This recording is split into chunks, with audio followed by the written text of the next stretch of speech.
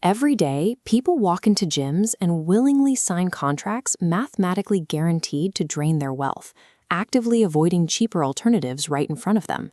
To see exactly how this happens, we rely on a massive 2006 dataset compiled by Stefano Della Vigna and Ulrike Malmendier.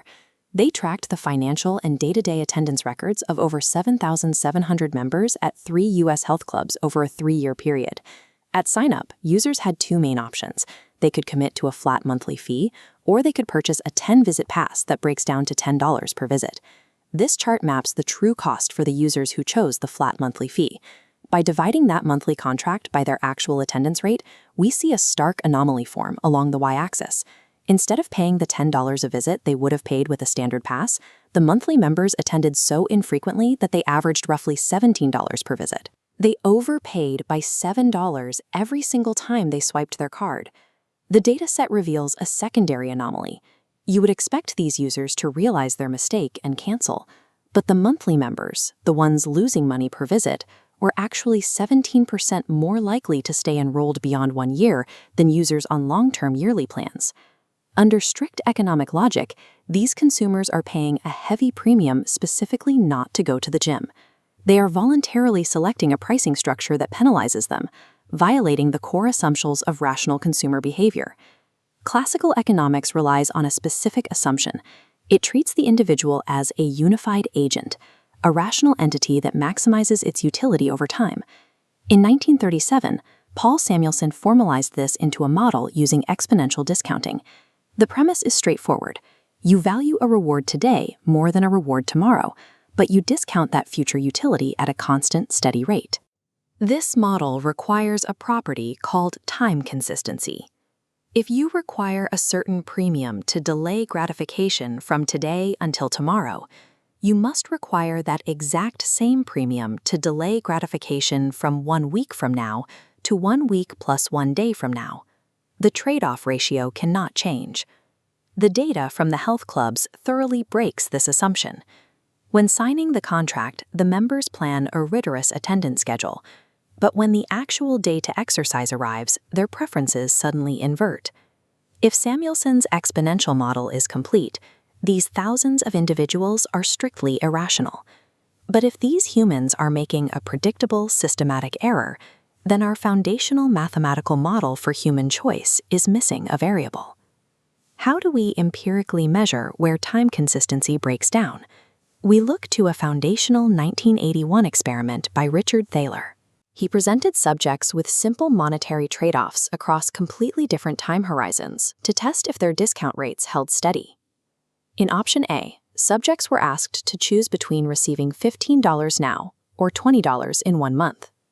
The subjects were generally indifferent between the two. For that math to work, the subjects were applying a massive annual discount rate of 345%. But then came option B. Subjects chose between $15 now and $100 in 10 years. Again, they were indifferent. But this choice implies an annual discount rate of just 19%. This is a strict mathematical contradiction. The exact same person applies a massive discount rate to a reward 1 month away, and a highly patient discount rate to a reward 10 years away, based entirely on how close the choice is to now. This captures present bias. The immediate moment, the present, is weighted drastically heavier than any future period, severely distorting the individual's time consistency. The classic exponential model assumes a unified self moving smoothly through time. It simply cannot handle a discount rate that spikes dynamically as the reward approaches. We need a new equation. To model time-inconsistent behavior, economists discard the unified agent. Instead, they model the human mind as a sequence of multiple selves competing for the exact same resources across time.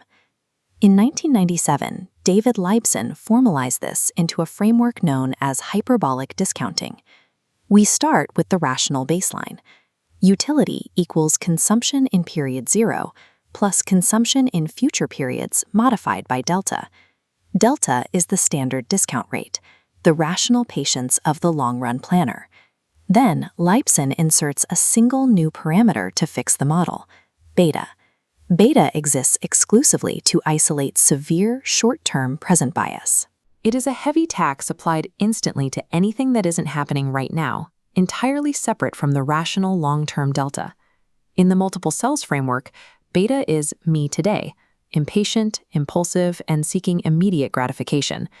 Delta is the long-run self, who takes both today and tomorrow into account to plan rationally. This model also introduces the concept of naivete. A naive agent is completely blind to their own beta parameter. They incorrectly assume that their future self will perfectly execute their present plans. This perfectly maps the $17 gym anomaly. Those users are naive, hyperbolic discounters.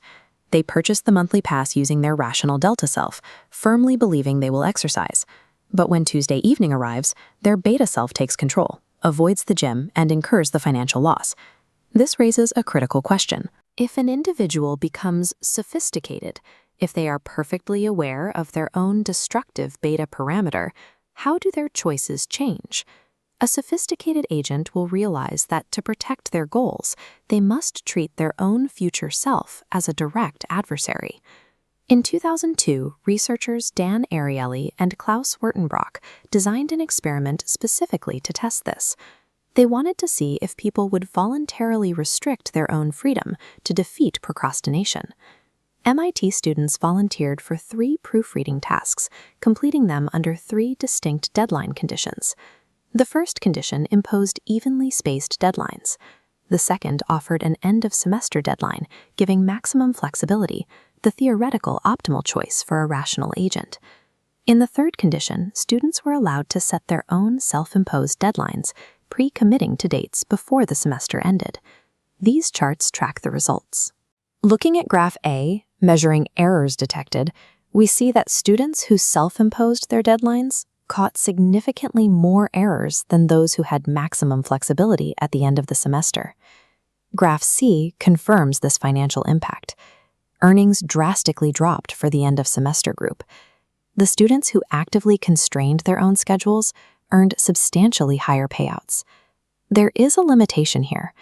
While self-regulation improved outcomes, the strict externally forced, evenly spaced deadlines still yielded the highest overall performance in earnings.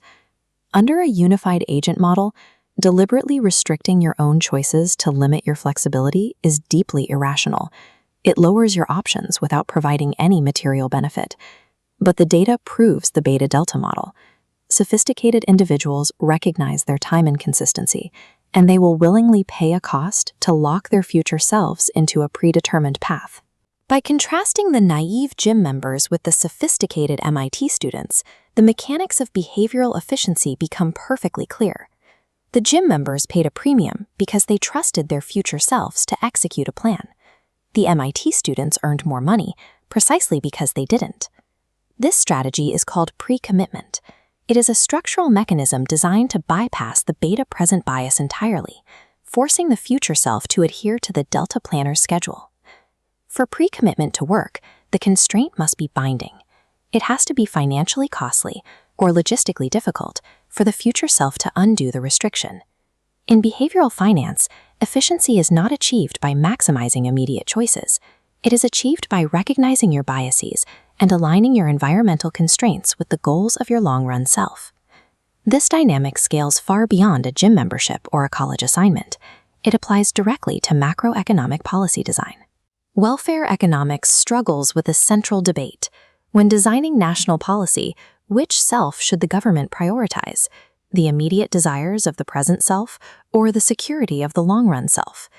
Because present bias consistently generates market failures, like vast populations under-saving for retirement, prioritizing the long-run self often requires paternalistic intervention. The most prominent example is mandated opt-out pension plans. By making retirement contributions the default state, the system doesn't rely on the citizen's discipline. Instead, it uses the citizen's own inertia and present bias against their short-term self. Because it takes immediate effort to opt out, the beta self procrastinates on canceling, securing wealth for the long-term delta self. Recognizing our own time inconsistency doesn't mean economic models are useless. It means we have the data required to engineer systems that protect us from the most dangerous adversary we face: ourselves.